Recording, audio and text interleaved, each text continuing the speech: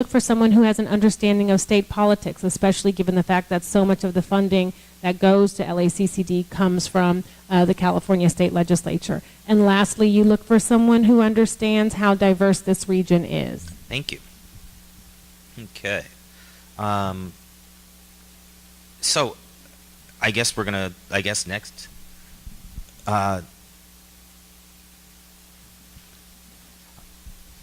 Okay, so we just, Mike, wait. See, this is what happens. This is what happens when you have a 5-week-old child at home and you're up all night feeding a child with colic. Okay, so so you get completely lost. Okay, so that was number 3. So now we're moving to question 4, and question 4 will start with Andra again. Yes. Okay. All right. We're driving forward. Okay, so Andra, do you think that in LA community colleges should offer bachelor degree programs, and how would a degree program like that work? Do you see programs ahead at LA community colleges competing with CSU and UC system schools? So West LA College was just awarded the opportunity to have a bachelor's degree program in dental hygiene.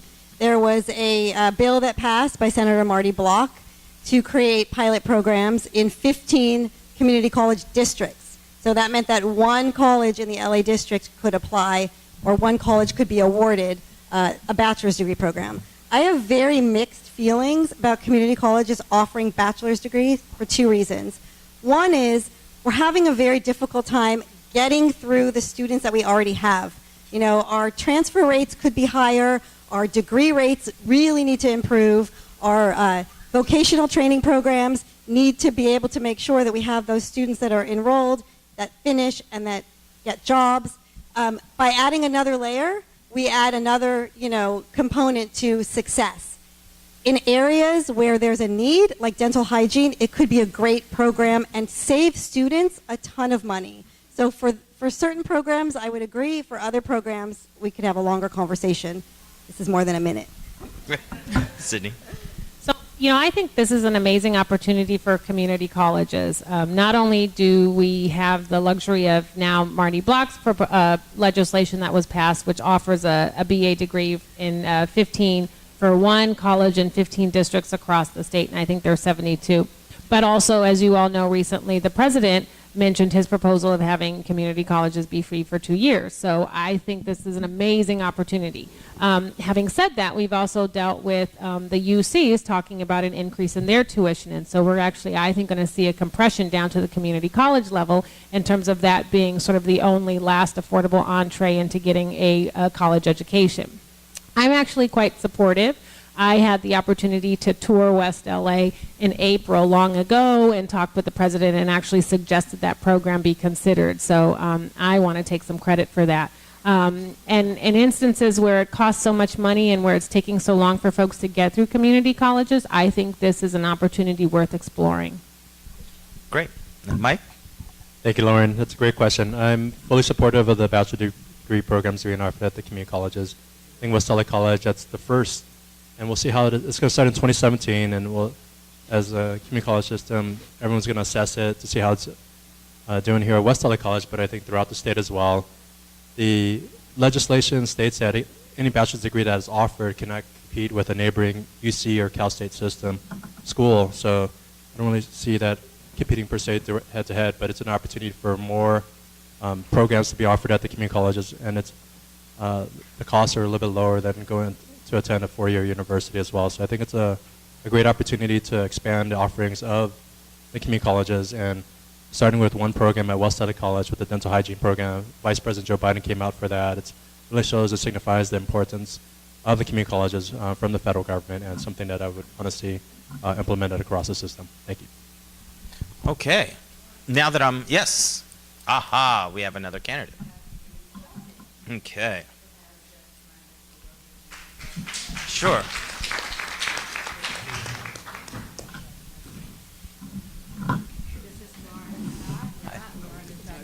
Nice to meet you.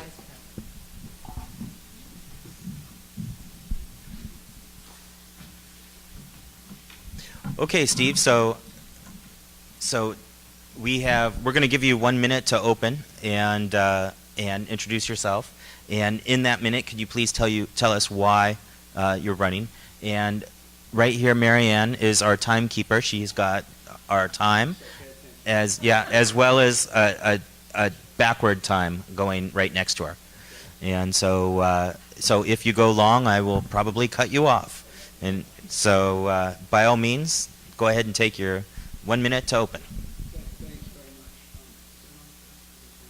Here, yeah, let's go ahead. Start it over, please. Thank you. At any rate, I apologize for being late here. It's a matter of not knowing my geography very well, I'm afraid. At any rate, my name is Steve Schulte, and I'm running for the Community College District Board of Trustees for seat 5, as I think you probably know. I have a pretty good, deep background in not-for-profit management and local government. I was on the West Hollywood City Council for 6 years. Had a wonderful time there, actually, in the startup of the city. And I also have experience in project management. My educational background includes a BA from Yale in political science and history, an MA from the University of Iowa in public administration, and an MPH from UCLA. So let me stop there, and I'll tell you why I'm running later. Thank you. Okay.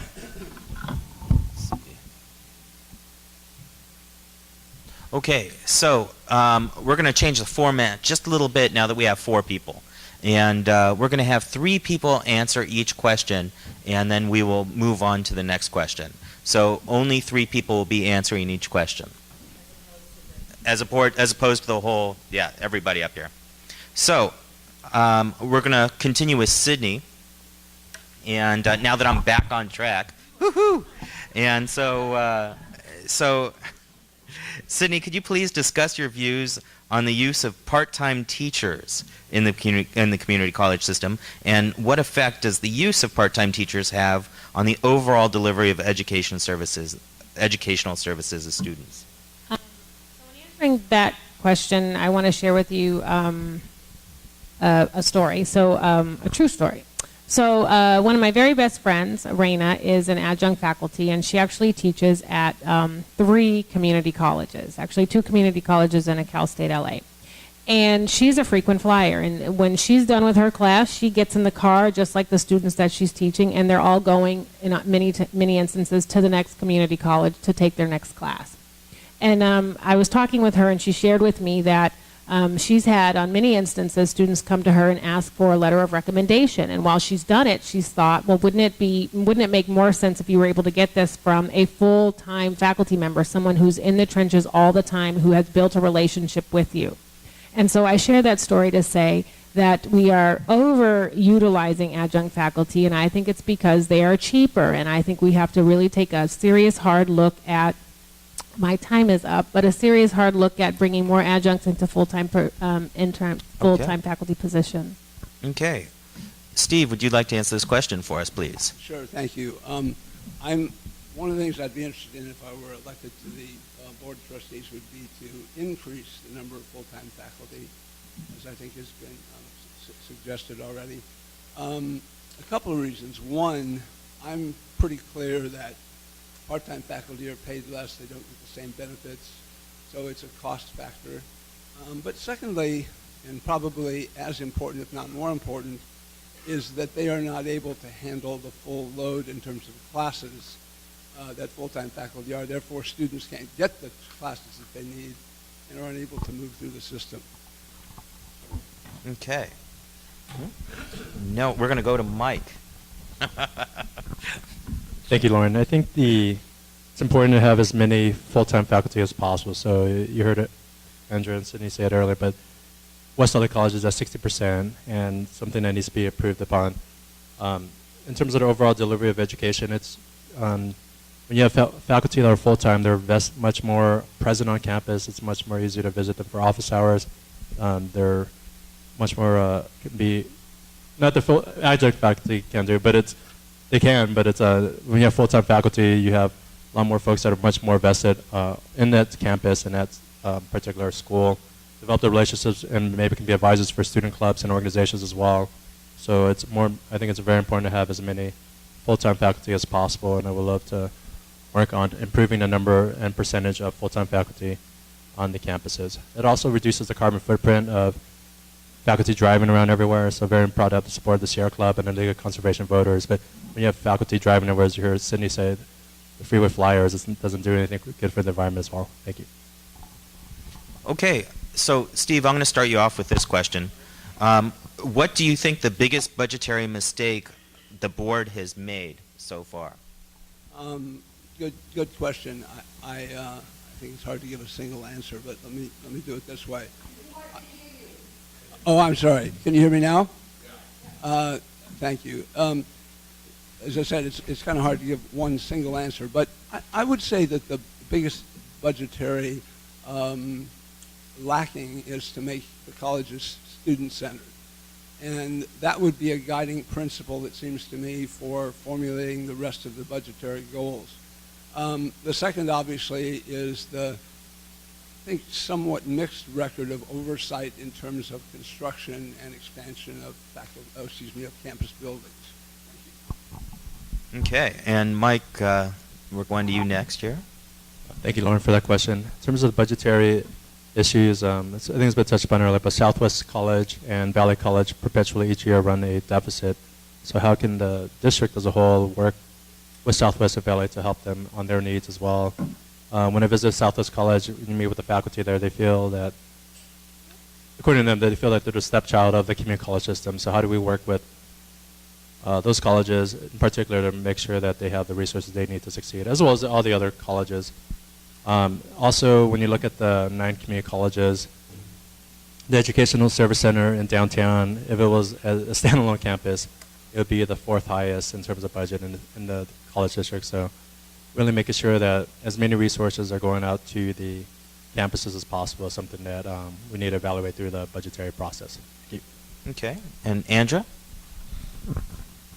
So I was recently endorsed by the Los Angeles Times, and I'm very proud that they endorsed me because they said that I understand sort of this arcane process of how higher education is funded and how higher education works, especially here in California. You know, we can go through and talk about what kinds of mistakes the board made or didn't make, but recently there was a grant put out by the governor's office, and it was the Career Pathways Trust Grant. And it was to create career and technical education pathways with partners in higher education, in K-12, and in the community. And I think the biggest mistake that this current board made was they didn't apply for it. Now, whether it was a staff member that should have had the oversight or whether it was the board, they didn't apply in the first round. The grants were $16 million. How does the largest district in the nation not apply for a huge grant? Pasadena City College applied for it, and Okay. So we're gonna move on here and with our next question. And Sydney, could you please comment on the ongoing struggle to restore vocational training courses to the community college that were dropped during the recession? And do you agree that there should be new policy for vocational training and certificate programs at the community college, and not just preparing students to transfer? So the short answer is yes, because I have to watch this guy here with this timer. 47% of the students that attend the community colleges and LACCD are doing it because they want to transfer into a 4-year institution to get a 4-year degree. But 40% of them are going for remedial education and for vocational training. When I attended the graduation at Southwest College, most of those folks were doing it because they didn't want to go into a 4-year university. They wanted to get a career, a better one or a new one. You talk to folks at LA Trade Tech as well, and they say the same thing. I am a huge proponent of vocational training. Not everyone wants to go to a 4-year university or needs to. And so what we have to do is sort of bring them back and restore them. We have suffered 10 years of budget cuts in this state and for higher education as a result of the deficit, and it's time to restore those because I think those are the best and quickest pathways into the middle class and out of poverty. Great. Steve? Yeah, I'm a strong proponent of vocational education as well, but I think that we need to take a a fresh look at how it's integrated with remedial education and with liberal arts. So someone has suggested to me, for example, who's part of the college system, that a new certificate program of sort of a combination of middle skills would be attractive. But I agree with Sydney. Not everybody wants to go to a four-year institution. So there is a particularly strong need to have vocational education that channels people to the workforce, prepared and creative and talented. And I think that also requires a closer association with local business leaders and industrial leaders to help develop those programs, both in terms of perhaps advice on course content, but also creating internships and jobs. Okay, and Mike. Thank you, Lauren. In terms of vocational education programs, I'm very supportive of vocational training programs. I think when students go to community colleges, a lot of them want to transfer, but a lot of them, some folks are there for lifelong learning, and other folks are there to get that better paying job. So how do we create those vocational training programs that actually pipeline into jobs, into career pathway programs? And working with employers, working with the Chamber of Commerce, the LA Economic Development Corporation, BizFed, seeing what those employers need in terms of their workforce. How can community colleges better tailor curricula that meets the needs of industry? Those are some of the things that I think through vocational education programs and training programs, when somebody gets a credential, that it actually leads to a paid internship, it leads to a job into the middle class. And that's something that I would be fully supportive of and work hard on to get funding from the California Career Pathways Trust Fund and from the Workforce Innovation Opportunity Act, from the federal government, from the Department of Labor. How do we bring more of those funds down to LA to create these programs and get our folks back to work in LA? Thank you. Okay, Andra. Lauren. What categorical and specially funded programs do you feel need to be cut or changed? You know, I wouldn't cut any of our categorical programs. And just to explain, a categorical program is a program that's not funded through the general fund. It's a specially funded program. So our categorical programs are EOPS, which is Extended Opportunities Programs and Services for first-generation students and low-income students that have not been to college before. Students with disabilities, that's a categorical program. CalWorks, so students that are on welfare or on some kind of state aid or federal aid, that's a categorical program. You know, oftentimes when the governor's budget comes out, they want to consolidate and have flexibility within the categorical programs. I'm absolutely against that flexibility, because what that does is it pits your Center for Students with Disabilities against your EOPS office, against your CalWorks office. All three segments desperately need services, and so those categorical programs need to be funded and need to stay in place. Thank you. Okay, Sydney. Yes, I don't think that there are categorical programs that should be eliminated or cut. In fact, they have suffered cuts over the past 10 years as a result of the deficit. And what we need to do, very similar to what we need to be doing with our social services outside of the community colleges, are restoring those programs. 51% of the students that attend a community college live below the poverty line. So you cannot tell me that if you're dealing with poverty in a unified school district, that by the time folks get into a community college, they've got all of that poverty worked out. And that is why you should not be cutting those kinds of services. We're talking about former foster youth, we're talking about veterans, we're talking about formerly incarcerated folks who are coming to get a second or a third chance at life and success, and they're finding it in community colleges. And so we need to do all that we can to make sure that we have those kinds of support services available to those students, so that not only are we helping them get into the community colleges, but we're helping them stay and get out. Thank you. Okay, Steve. Yeah, I wouldn't be certainly looking so much at cutting programs at this point, since we're really on the sort of cusp of beginning to recover, as I would be for really funneling more money into support services. And by that I mean counseling. The ratios are appalling. In one figure I saw 719 to 1 was the ratio. The support services would include fast-tracking and effective remedial services and financial literacy and competency in composition. Would also include courses in how to get ready for college, even though you're already there. but a lot of people have trouble with those kinds of approaches. So that's really where I'd be looking to emphasize a huge part of the budget direction. Thank you. Okay. And so, Mike, higher fees have made the four-year university experience nearly impossible. Do you see the increase in students choosing to start their college years at LA community college campuses as a burden or as a benefit? Thank you, Lauren. In terms of higher fees, UC, Cal State, private schools has just been escalating tremendously. The community colleges, I would fight to keep them affordable. They're currently at $46 a unit. President Obama's initiative right now to do the 2 years of free college tuition, I think, is amazing. It's something that we've got to get out of Congress, but something that would be an amazing game changer for the community college system.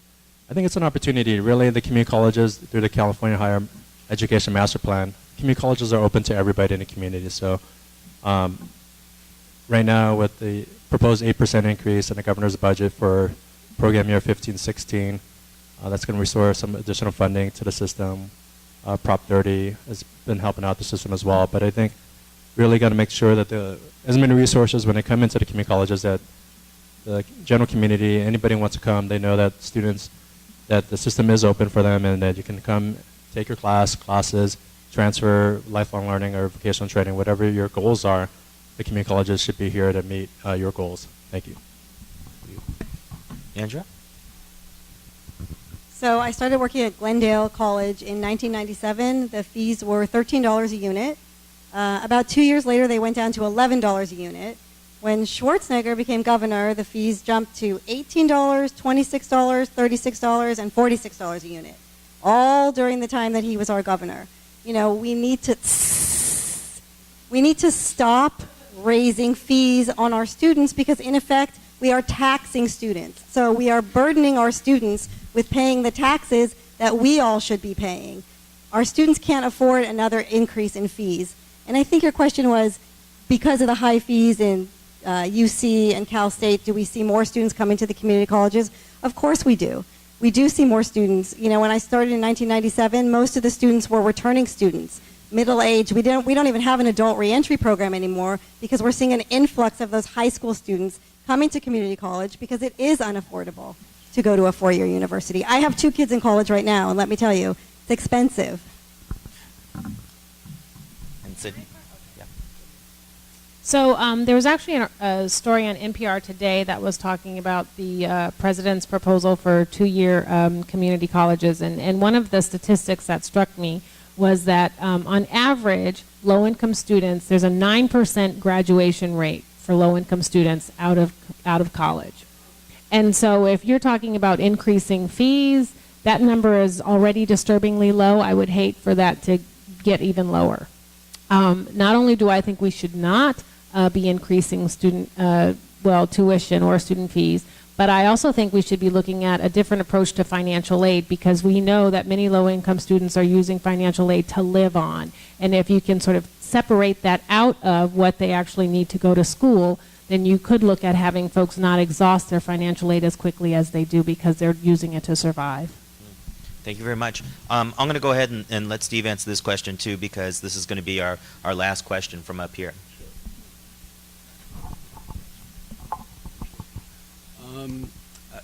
I would be interested in working with the legislature to freeze fees and gradually begin to lower them, which I think was the louder, suggestion please. that Andrew was making. The legislature does, as I understand it, have control over the fee structure, which seems kind of ironic, actually, and unfortunate. But I totally agree with the notion that students are being burdened with debt they can't carry, partly due to tuition, but also books and room and board and so on. Very, very, very high costs, as a matter of fact. Obviously, students are coming to the community colleges. That's not a bad thing necessarily, it seems to me, because they're trying to avoid the higher fees of the new system. Last comment, I must say, I was rather appalled at Janet Napolitano talking about 5% increases for the next several years for the foreseeable future. We'll have to see where that goes, but that seemed to me to be a pretty unpleasant policy decision. Great. Okay, so in the next phase of this process, we are going to open questions from the floor. And so if you have a question, hopefully we can get Kelly, you're going to get Kelly a microphone here, and then we can ask questions from the floor.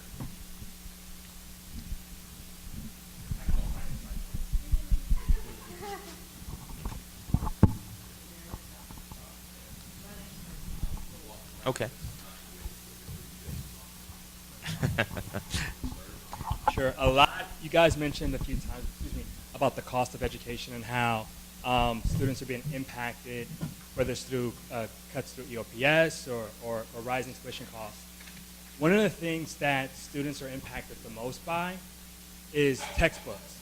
And one of the problems that we have is a high turnover in textbooks and many of the online add-on components, which makes used textbooks useless. So if a student, if they're able to get an EOPS voucher, which is maybe $100 if they're lucky, they can only afford to buy one textbook. And if you're looking at transfer, you need biology, you need statistics, you need, maybe if you're an economics major, you need an economics book that you need two. That's gonna, Is there a question? Yeah, so what is your position on sort of capping the high turnover in textbooks and maybe even lowering them in some way? Okay, so let's start with Steve and go down the line. That's a tough question in the sense that we don't have much control of what goes in the house as opposed to leverage with textbook companies. It seems to me also working with the faculty in terms of sensitivity issues would be important. But I think that I'm certainly heartened by Obama's proposal too, that I would like to see support in there for textbook supplies and the rest of it that would help support education as opposed to simply tuition. That's not quite enough. Is it on? You would not have any problem before, so let me swap them on. Yeah. You guys see. Okay.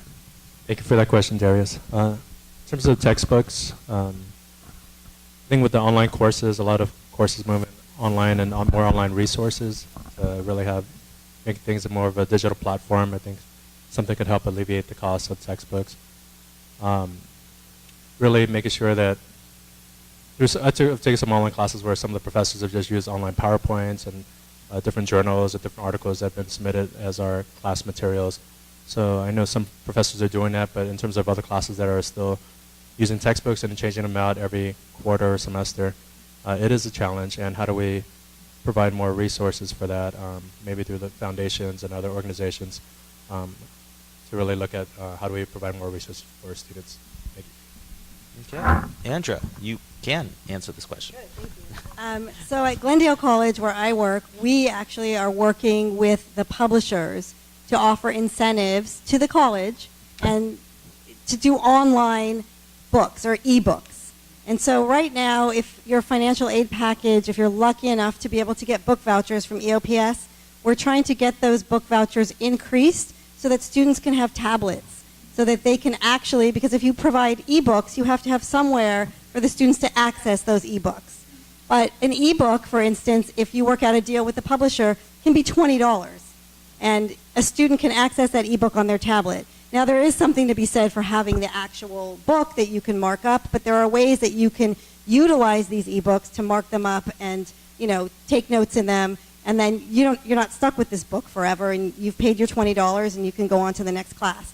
The other thing is there are books that don't change. I mean, I don't think statistics change as much. So why can't students use the old edition? Why do faculty members change the book? Because it's an incentive for the publishing company. So we need to really work better with our publisher.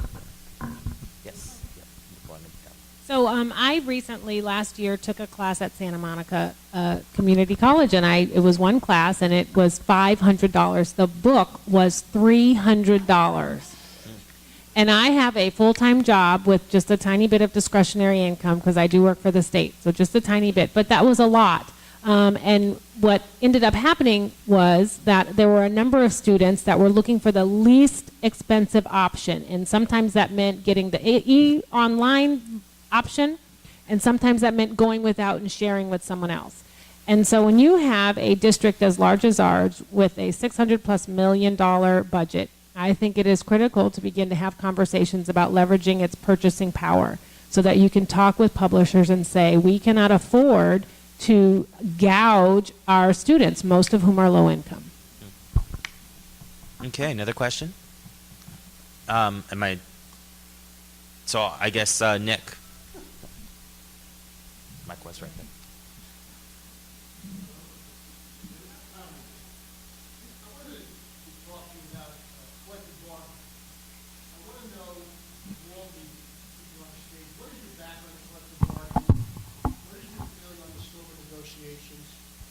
And how do you approach that whole dilemma? You have apparently six collective bargaining groups, multiple contracts, and you're negotiating with various collective bargaining units at the same time.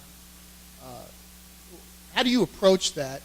And when you're sitting here telling us that you want to hire more full-time teachers, how do you put that into your brain in terms of future costs when you know you're going to have higher costs if you're hiring more employees, and at the same time you're trying to do what's best for kids, which is keep money in the classroom versus just for personnel?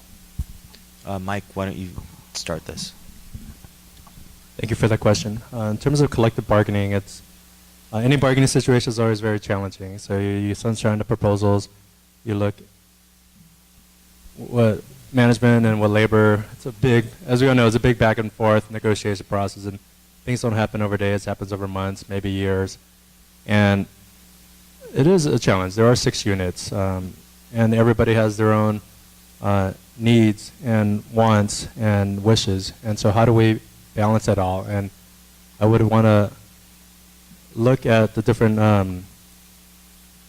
the collective bargaining agreements that have been negotiated, how long they last, and going forward, what additional benefits and opportunities there are to meet the needs of the different units. So it is a challenge. It's not going to be an easy process, but it's something that you want to make sure that you have many resources available so that everyone is able to succeed and students are able to succeed as well. So thank you. Okay, Andrew?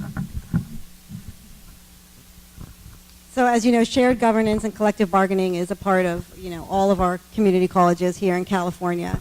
I'm no stranger to shared governance or collective bargaining, and it's definitely a challenge with a district as big as LA and 6 bargaining units. The first thing is, what I think it's crazy that the LA Community College District and their bargaining units don't have Me Too clauses, which means that if one group bargains in a certain way, all of the other groups should be able to follow in line. It shouldn't be that faculty are going to get a 7% increase in salary or whatever it is, and then your staff has to bargain separately, and their bargaining unit, and they're only going to get 2%. The other part about collective bargaining is we need to be able to make sure that the people at the table all come to consensus. Let's have fair representation in those bargaining groups. Let's make sure that everybody's represented. And the other thing about me as a board member, I'm not in anyone's pocket. I've been endorsed by the AFT Staff Guild. The staff believes in me because I'm for workers' rights and I support the working people, but I'm not in the pocket of the faculty union, which is the strongest bargaining unit on campus. Okay, thank you. I can talk more about that later. Well, I think, 3 of the folks who've spoken have said that collective bargaining is touchy and can get difficult. And contentious. But I will tell you that it's here to stay. It's important, as is shared governance, especially for this district. And I think those conversations always have to be taken in the context of making sure that student success is a priority. And so if we're always focused on what makes sense for the students, and if that's the first thing that's on the table and that's non-negotiable, then I think for me that's the starting point of having conversations with the faculty, with having conversations with the staff, and having conversations with the administration. And if you take that off the table, then you're going to go nowhere but down. Steve? In terms of experience, I worked at Kaiser for 7.5 years, and I worked as part of the Labor Management Partnership, which has a pretty good record in terms of managing what, as we're hearing, can often be contentious relationships. Needless to say, people come from different points of view, but I think what I would look for is fair rules, a level playing field, allowing folks to have equal opportunity, I suppose, to the kind of benefits that are being offered. I also would want to have a close consultative role, whether I'm part of that operation or not, in terms of listening to the collective bargaining units and the employees in terms of what they're looking for and what their needs are, what their sore points are. Finally, I am a pro-union, strong person, always have been, spent 10 days in jail in New Jersey for striking as a teacher some years ago when I was younger and more naive. But I would say that I'm not in the Okay. pocket of any of the Let's units wrap this either, up, so I please. would watch that. Thanks. Okay, and last question we'll give to Susan. You were all talking about the textbooks earlier. Amazon recently reached an agreement for a pilot program with one of the UC campuses and 15 other colleges across the country to sell textbooks at their reduced rate and are going to be paying the colleges a royalty. Do you think that's an approach that the LA City College District could consider and reach out for? Angela, why don't you start this one? So, That's something that this district, the LA City College District, could approach Amazon for. That's the way to reduce the cost. I mean, if it will truly reduce the cost, I would think we should explore every single option possible. I don't know much about the proposal or, who benefits the most from that and how the books are provided. The other problem is many of our community colleges have a bookstore on campus.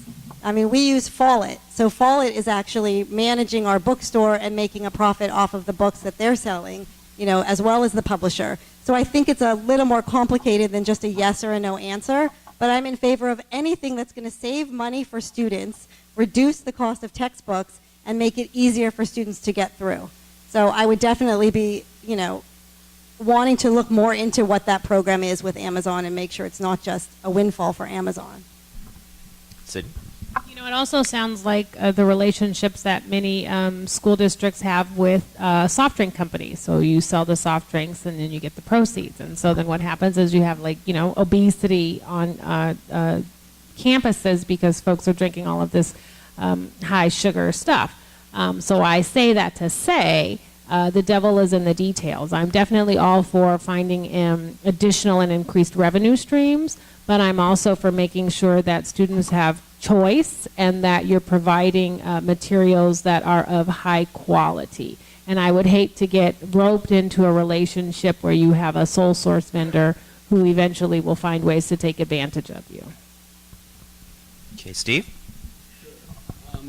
Short answer, absolutely, I think it's worth exploring, but I think that the point has been made already that in terms of closer relationships with publishing companies, looking for ways to leverage, looking for ways to see less turnover in terms of use of text and so on, those are probably the most viable things that the system can do. And Mike? Great question, and definitely would look into it as well. And anything that we can do to reduce the cost for students is something that would be for, and would definitely have to be a lower cost platform and something that we definitely should look into. Okay, so right now what we're going to do is we're going to take 30 seconds each, and we're going to ask the questions of this question of all the people on the panel. What would you most like to accomplish as a board member? And we're going to start with Sydney. Well, I want to thank you all for coming out tonight. Also, Kara can't find her phone, so if you see a phone anywhere that isn't attached to you, it probably is hers. Is this it? Okay, great. So I want my seconds back. But I'm really invested. Hello. I'm invested in student success. Like I said in the beginning, I have spent years meeting with providers from Crystal Stairs who talked about going to community colleges so that they could better their programs and offer high-quality programs to their parents. I've talked to parents who've used community colleges so that they could get the training that they needed to get a better job and move out of poverty. And I've talked to students who've talked about needing this as their gateway into the middle class. So let me also say you are going to have a 1-minute closing. This is just a question to what would you most like to accomplish? And I'm sorry. Support I wasn't services. clear. Yes, I'm sorry. So I'm sorry. I thought this was a closing. Support services. I want to expand the support services. We've talked about CalWorks. We've talked about PACE. We've talked about TRIO for our guardian scholars and our former foster youth. And I'm very interested in expanding the kinds of support services that those populations need on campuses to help them succeed. Thank you. So I had to give it to her. Sorry. So do I get a double 30-second session? Well, you're gonna get another minute after this. So. I want to definitely see more supportive services, and there are several groups of students that I want to see succeed. Those are undocumented students. I've worked hard with our AB 540 undocumented students. Foster youth, we need to make sure our foster youth are getting through and not being moved all over the county. Students with disabilities, we need to make sure that students with all kinds of disabilities are getting through our system, are getting the services they need, and getting educated. And low-income students, obviously, students living in poverty, let's lift them up. And those are the things I'd like to accomplish. Okay, Mike. In terms of accomplishments, definitely would want to increase the number of internship opportunities for students to get those job opportunities. Also, we're working with the populations that definitely need a lot more supportive services like foster youth and other folks as well to really make sure that we have the wraparound services available on the community college campuses. So the co-location of worksource centers, youth source centers. The worksource centers are co-located at LA Trade Tech, at LA City College, but how do we do more of that? There's a youth source center on the Harbor College campus as well, so partnerships with the city's workforce investment board, in partnership with the community college, I think providing more services on the campus would be great. Okay, and Steve? Really three goals I'd look forward to working with the board to accomplish. One, of course, would be to increase support services, and I said that's differentiated into counseling, remedial services, fast tracking, and so on. But secondly, it seems to me that the performance standards, outcomes educationally need to be raised in the system. These could be jewels of the LA community, and they're not. That really needs to change, and it'll be a long, hard road to make that change. Thirdly, I'd look for broader accountability in terms of the system as a whole. Okay, so I'm going to give 1 minute to let everyone close, and I think it would only be fair, Sydney, if we limit you to 30 seconds. And is that okay? If it's okay with the other candidates, because she got extra time. I actually thought I was done. I Oh, thought okay. I had included it all, and I don't want to. Okay. So let's start with Steve, and we'll just go this way, and 1 minute closing. Thank you for the opportunity tonight. Always great to learn, and I do certainly from the audience and from other candidates. So I appreciate this opportunity. I care a lot about education in terms of what it's done in terms of my life and in those I love and care about in terms of making them better people, making their lives more complete. But also I think it strengthens our democracy. People can be better citizens, more motivated, more better informed. So Dewey and others said that a long time ago, but I totally believe that. So colleges are an entree to the workforce and to preparation for adulthood. We need to treasure them. Okay, and because this is not a question format, we're going to go ahead and let the people speaking for others speak as well. Okay, thank you. Thank you, West LA Dems, for hosting this. It's really important to be able to meet the candidates. Francesca, is a strong believer in the community college, a product of the community college, and brings a lot to the table. Whether she was actually working in the state legislature on AB 540 to help get it passed, was part of one of her policies she helped get through when she was in the legislature working. She's endorsed by folks like Brad Sherman in the Valley, Fran Pavley, Senator Cardenas, Congressman Tony Cardenas, and LA County Federation of Labor, the AFT 1521, a number of the building trades, because she brings a lot to the table, because she brings a different perspective, and really happy to support her. Thank you for letting me sit up here on her behalf, and she really wishes she could be here tonight, but wasn't able to make it. So thank you again for hosting this forum. Appreciate it. Thank you. Mike? Thank you, West LA Democratic Club, for organizing this event. Proud member of this club and somebody who's been a lifelong resident of this district. grew up here in LA, and the community colleges have made a big impact in my life and my parents' life and my family's life. So I wouldn't be here today without the LA Community College District.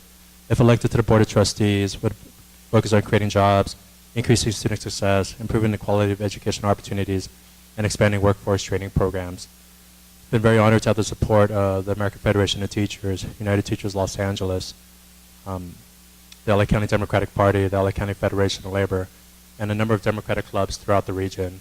It would be an honor and privilege to have your support, the West LA Democratic Club, in this journey as well. Regardless of what happens, I'm always around. Whatever I can do to always help connect people up in a community, I'm always here. So I appreciate each and every one of you, and thank you for your service to the West LA Democratic Club. And well, we'll go back to him. Yeah. So first of all, thank you to the West LA Democratic Club. There was a time when nobody cared about a community college race, so I'm very happy to be able to have this opportunity. I just want to say that I'm a proud progressive. I've been endorsed by 10 Democratic clubs, so that's a lot of speaking to people and voters and clubs and folks just like you, and I'm having a great time. I'm enjoying getting out and talking about what I'm so passionate about, which are community colleges. I'm also endorsed by County Supervisor Sheila Kuehl and a host of other organizations and people, and I just want to give a shout out to City Council Member Bob Blumenfield and John Popach, who's sitting over here tonight, and Bob's endorsed me as well.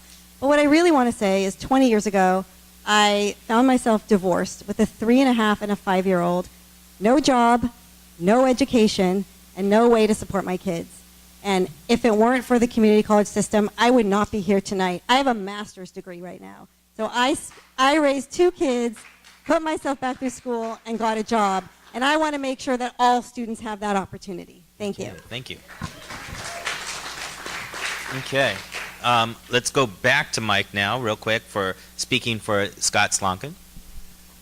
Good evening, Democrats. So on behalf of Scott Slonkin, the president of the board of the community college system, as you heard, he was in a board meeting earlier, but I wanted to express his warm greetings to each and every one of you. He's been endorsed by the LA County Democratic Party, a number of Democratic clubs throughout the region. Has been serving as the board president for the past year, and is running for a second term for seat number 5. He's been proud to be supported by AFT 1521, 1521A, the LA County Democratic Party, UTLA, and a number of organizations throughout the region, including the County Federation of Labor. And he would greatly appreciate your support for seat number 5 for the Community College Board. Thank you. Okay, and I guess we're going to wrap that up. And I thank you so much for being here tonight and having patience with the moderator. And thank you to our amazing and we are moderator. going to be voting. And thank you to our amazing moderator, Lauren. Good job, Lauren. Thank you. And I'm going to hand it over to our glorious president, Cara Robin. Oh, thank you. Great job. Thank you, candidates. Thank you, one and all. Here's my phone. You have your ballots. Sorry, we have a quick announcement from the Commerce City Club. Oh, okay.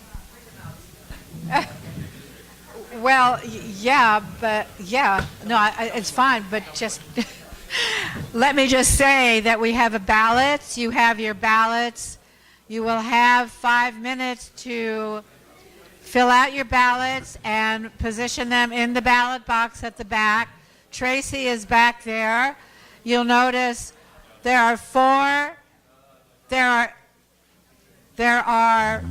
seats that you're voting for on the community college. On your ballot, you vote for 1 candidate for each seat.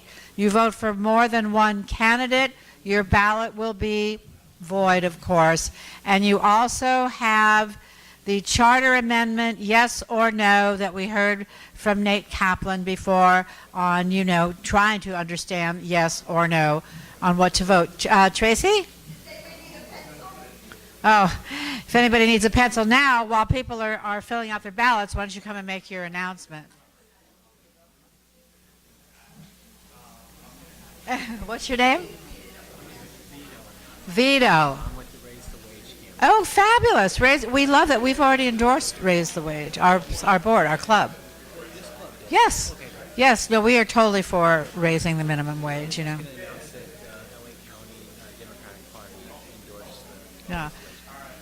Oh, fine. Oh, thank you. Raise the wage, but we've voted, as did LA County Democratic Party, to support raising the wage, of course. Thank you. Yes, please do. All right, back to you all soon.